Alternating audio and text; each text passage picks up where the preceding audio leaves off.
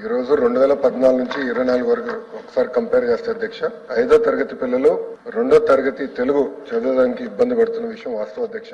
2014 57% మంది పిల్లలు చదవగలితే అది 37.5% పడిపోయింది అధ్యక్ష. ఇది నేను చెప్తాం కాదు, ఏసర్ రిపోర్ట్ 2024 చెప్పింది.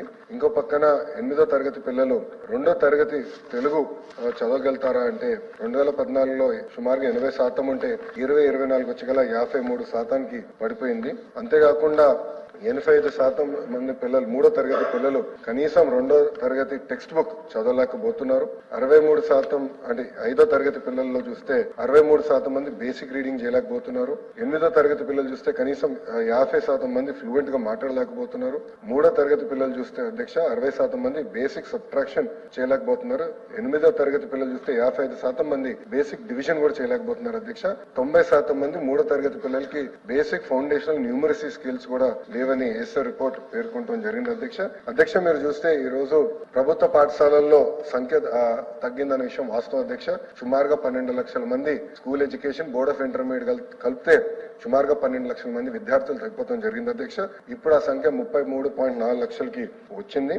ఎందుకు జరిగిందంటే అది గతంలో కొన్ని అనాలోచిత అంటామా లేదంటే కొన్ని సంస్కరణలు చర్చ లేకుండా ఉపాధ్యాయుల పైన పిల్లల పైన వాళ్ళ తల్లిదండ్రుల పైన రుద్దారా అనేది అది షార్ట్ డిస్కషన్ లో చాలా డీటెయిల్ గా డిస్కస్ చేసే అధ్యక్ష. ఆ జియోనే 117 జియో. ఆ 117 జియో వల్ల లోకల్ ఇష్యూస్ పరిగణనలో తీసుకుండా చేశారనక అక్కడి నుంచి ఫాస్టర్ డిక్లైన్ జరిగి పిల్లలు ప్రైవేట్ పాఠశాలలకు మారిపోతాం అనేది జరిగింది.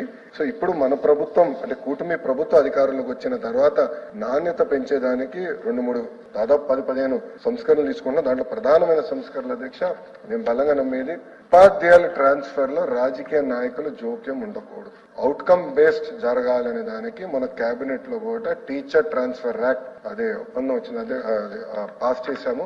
ఇప్పుడు అసెంబ్లీకి వస్తుంది అధ్యక్ష. ఈ రోజు అసెంబ్లీలో ఉంది, రేపు కౌన్సిల్ కి వస్తుంది అధ్యక్ష. అది ఫస్ట్ బిల్డింగ్ బ్లాక్. అదే కాకుండా అధ్యక్ష టెక్నాలజీతో జోడించి అంటే ఇప్పుడు ఉపాధ్యాయులు కూడా ఒక 45 నిమిషాలు పాఠాలు చెప్పిన తర్వాత కంపల్సరీగా ఒక 60 సెకండ్ వీడియో ప్లే చేసి ఆ పాఠాన్ని సమ్మప్ చేసే విధంగా ఆ పాఠాలని సమ్మప్ చేసే విధంగా ఆ వీడియో ప్లే చేసి దాని తర్వాత క్లిక్కర్ టెక్నాలజీ ద్వారా పిల్లలకి అర్థమైందా అవలేదా అనేది కూడా తెలుసుకుని అక్కడి నుంచి ప్రిస్క్రిప్టివ్ హోంవర్క్ అంటే ఈ రోజు ఇక్కడ చూస్తే నారాయణ సార్కి ఒక హోంవర్క్ వస్తుంది, లోకేష్ ఒక హోంవర్క్ వస్తుంది. అంటే ఆయనకున్న సబ్జెక్ట్ స్ట్రెంత్ వేరేది ఉంటుంది, నాకున్న సబ్జెక్ట్ స్ట్రెంత్ వేరేది. అది ప్రిస్క్రిప్టివ్ హోంవర్క్ వాళ్ళనేది ఒక లక్ష్యంగా పెట్టుకుని అది కూడా చేస్తున్నాం. పేరెంట్ టీచర్ మీటింగ్ కూడా మెగా పేరెంట్ టీచర్ మీటింగ్ ఏర్పాటు చేసే అధ్యక్ష. వచ్చే అకాడమిక్ ఇయర్ లో 2 సార్లు ఏర్పాటు కూడా చేస్తాం. రిపోర్ట్ కార్డు కూడా అంటే తల్లిదండ్రులకి ఉపాధ్యాయులకి పిల్లల మధ్యలో ఇంటరాక్షన్ ఉండాలని చెప్పి అద్భుతమైన రిపోర్ట్ కార్డు కూడా ఏర్పాటు చేశాం, అది చేస్తున్నాం. ఇంకో పక్కన మోడల్ ప్రైమరీ స్కూల్ కాన్సెప్ట్ తీసుకొచ్చి 60 మంది పిల్లల కన్నా ఎక్కువ ఉంటే అక్కడ కంపల్సరీ 1 క్లాస్ 1 టీచర్ ఇవ్వాలి, నాణ్యమైన విద్య అందించాలి లక్ష్యంతో మన ప్రభుత్వం కృషి చేస్తుందని గౌరవ సభ్యులు తెలుపుకుంటున్నాను. అంతేకాకుండా అధ్యక్ష భారతదేశంలో ఏ రాష్ట్రం హామీ ఇవ్వని విధంగా మనం ఇస్తున్నాం అధ్యక్ష. గ్యారంటీడ్ ఎఫ్ఎల్ఎన్ గ్యారంటీడ్ చేస్తున్నాం, అది బాధ్యతగా మేము తీసుకుంటున్నాం. సంఘాలతో కూడా ఎవ్రీ ఫ్రైడే కమిషనర్ గారు కూర్చుంటున్నారు, నీట్ బేస్ నేను కూడా కూర్చుంటున్నాను, వాళ్ళ ఇష్యూస్ ఏముందో తెలుసుకుంటున్నాం. గ్యారంటీడ్ ఎఫ్ఎల్ఎన్ అందించాలని లక్ష్యంతో మేము పనిచేస్తున్నాం అధ్యక్ష. మేము బలంగా నమ్మేది ఈ 10వ తరగతి ఎగ్జామ్ ఇప్పుడు జరుగుతున్నాయి, ఇంటర్ ఎగ్జామ్ జరుగుతున్నాయి, దీంట్లోనే చాలా మార్పు రాబోతుంది, పర్ఫార్మెన్స్ ఇంప్రూవ్ అవుతుందని బలంగా నమ్ముతున్నాం. వచ్చే సంవత్సరంలో మీరు చూస్తే leaps and bounds outcomes improve చేసే బాధ్యత కూటమి ప్రభుత్వం తీసుకుంటున్నాను గౌరవ సభ్యులు తెలుపు.